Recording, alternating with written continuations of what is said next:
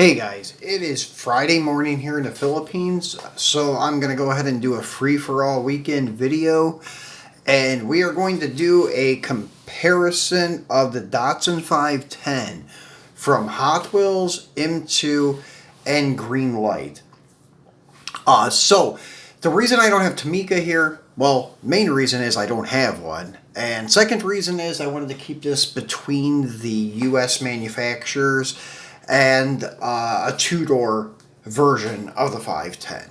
So that's why I didn't bring out Matchbox either. Jada I didn't bring out because, well, it's Jada and they're a little bit too big. Even though Hot Wheels is a little bit too big, but we'll get into that later. Jada is just Jadified, as I usually say. And plus, in my opinion, their 510 is not too appealing. So I'm not a fan of it, so I wouldn't buy one. Tamika, though, I've considered getting the TLV, but just never had the opportunity yet because they're a little bit scarce, and when you do find them, they're a little bit pricey. So I have not picked one up yet, and as I said, that gives me a good reason to keep this with the U.S. manufacturers.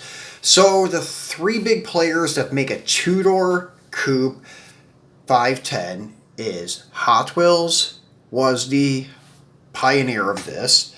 Then, secondly, was Greenlight, and thirdly was M2. M2 first made the four-door sedan version, and then later came up with this two-door version. So, that's cool that they have a two-door, so I could put it in this comparison with the three, because usually I like doing it in sets of threes, but if it comes down to it, I'll just do two.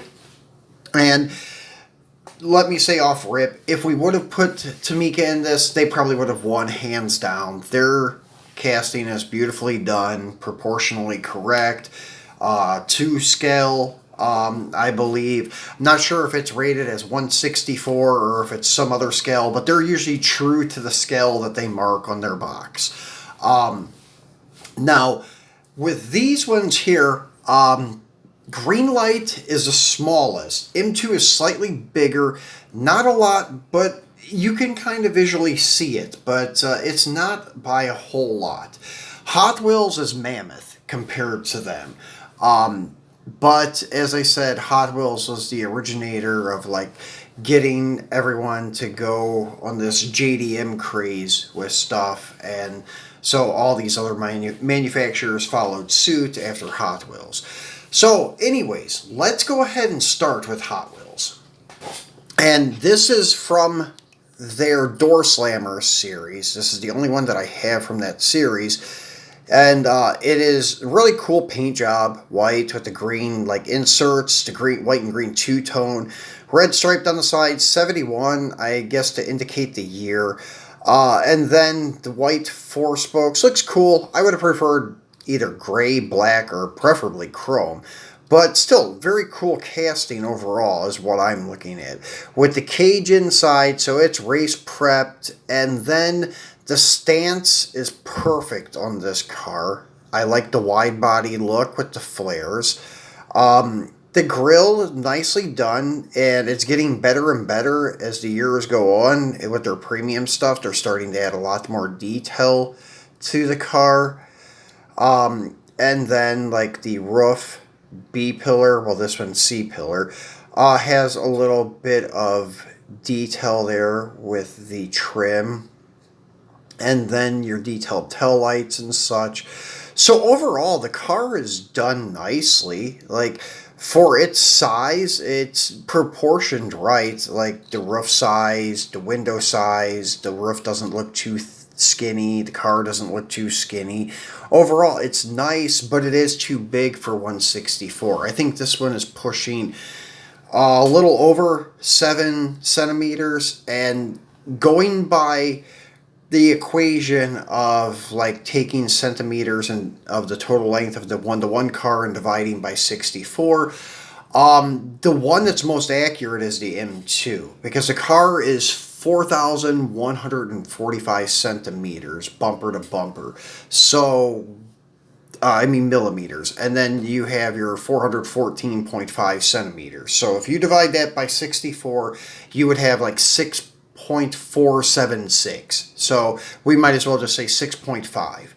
But Hot Wheels is a little bit too big. And then the width of the car should be like 2.4 centimeters. But Hot Wheels, I think, is pushing like maybe not 3, but very close to it. So it is oversized for 1/64. As I was mentioning before, a lot of these manufacturers now praise themselves for being close to 1/64th, and I look for this too, especially for cars I'm going to put in my diorama. And usually I wouldn't get stuff that's underscale or overscale, but I do love the Hot Wheels, Nissans, and Datsuns. So that's why I continue to buy their 510s, their 510 wagons, their R32s, 33s, and 34s. Even though they're too big, still I dig them and just love them because I grew up with Hot Wheels, so big Hot Wheels fan. So I still collect a lot of their stuff. If I had to cut it down to one manufacturer only, I would probably go with Hot Wheels, just because the collector value, the popularity, and everything is above all others with Hot Wheels. So that's why I would go with Hot Wheels if I had to only collect one company. But when it comes to this 510 and accuracy and realism, I'm going to say, well, I'll let you guys be the judge, but I'll give you my opinion at the end here. Greenlight, as I said, is a little under, but their wheels, like these mini lights or Watanabes, they did great with that. If they would have just dropped this car a couple of more millimeters, it would have been spot on for like the Trans Am 2.5 class racer. Everything else is pretty much perfect. It has the opening hood, detailed engine, nice detail on the grill, separate bumpers, all the trim around the windows is right, like the tall side glass is correct, nice detailed tail lights, everything. They did a great job. This car is a little under for 1/64th, but not much. It's like 6 centimeters, and the width is right around 2 centimeters. Well, the M2 is pretty much spot on. It is right at 6.3, maybe 6.4, but as you can see, it's just a hair longer than the Greenlight. Not much. And even the width, it's just a hair wider than the Greenlight, but not much at all. So the Greenlight is pretty much close. I've seen some pictures of the TLV and the M2 next to each other. That's probably almost identical, the sizes. Greenlight, though, I didn't see any next to the TLV, and as I said, in pictures, it may be a little bit deceiving, because as I said, like, you have to really have them right next to each other and comparing them in like a video or in person, because you're not going to pick up that few little fractions of a centimeter unless they're side by side touching. And then, as you can see, even the windshield's a little bit wider on the M2. The back window is a little bigger. So, anyways, though, the Greenlight, and I brought out one of the BRE racers. Brock Racing Enterprises, the most famous one, John Morton. And if you look at this car in hand, and then you look at the, I got some dirt on the car. So, and then you look at the car's one-to-one pictures online. This car's perfect. The only thing that ruined it was the stance. The stance is just a hair bit too high.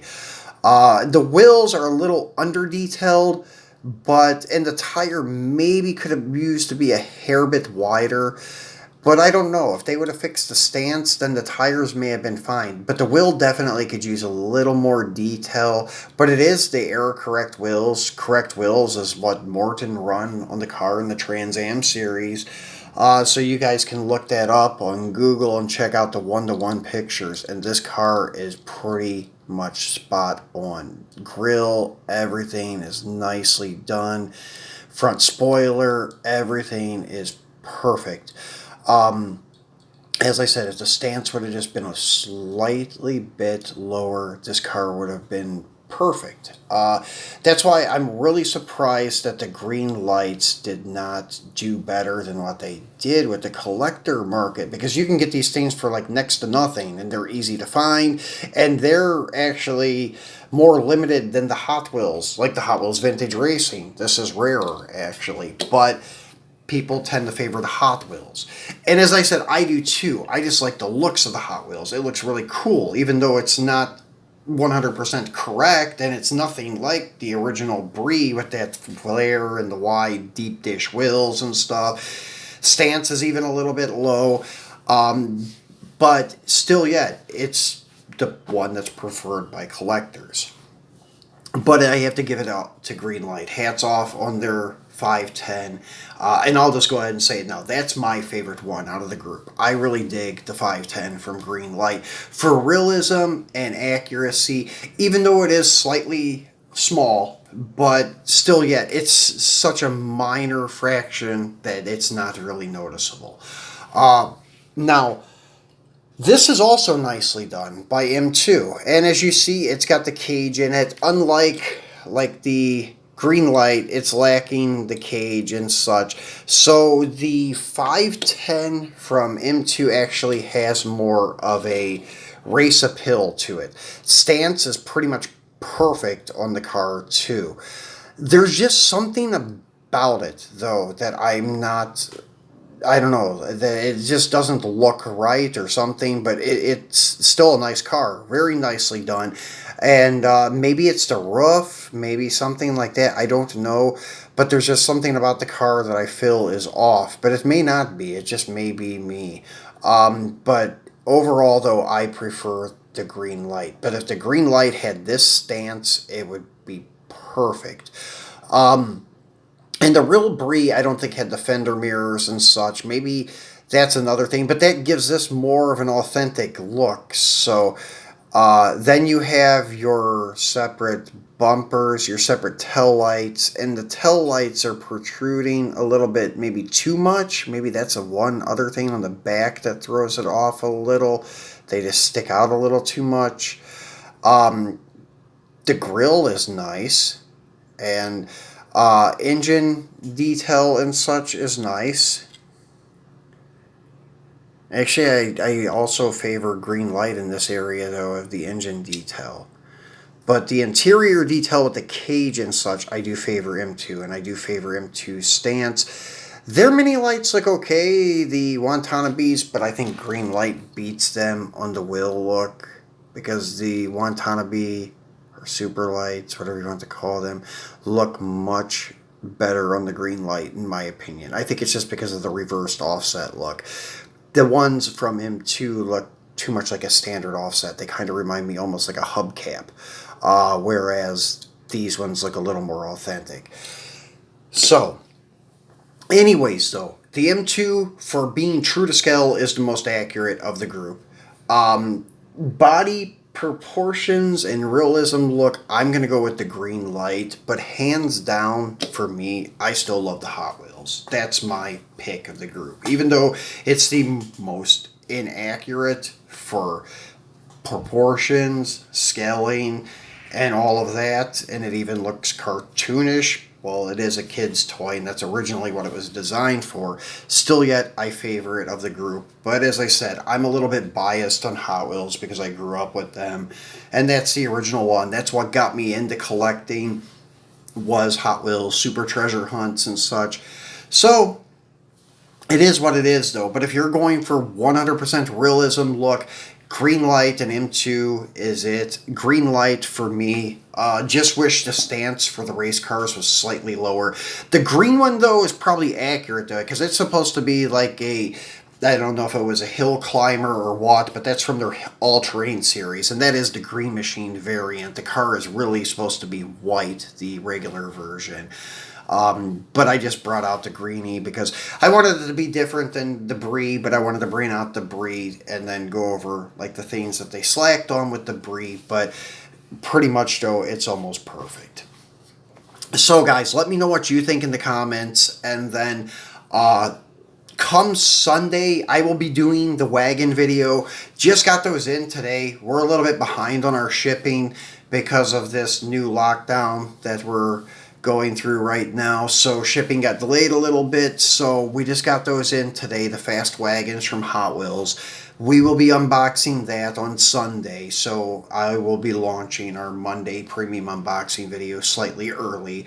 But I just wanted to do this video to kind of fill the void in between Wednesday's video and then Sunday, Monday type of video. So I will leave a link for another comparison video I've done in the past here on the left of the screen. To the right is the icon for subscribing. So if you have not subscribed yet, please remember to click that little icon and subscribe. And then please give me a thumbs up, share the video, and tell your friends about my channel, guys. Thanks for watching. Hope you enjoyed it.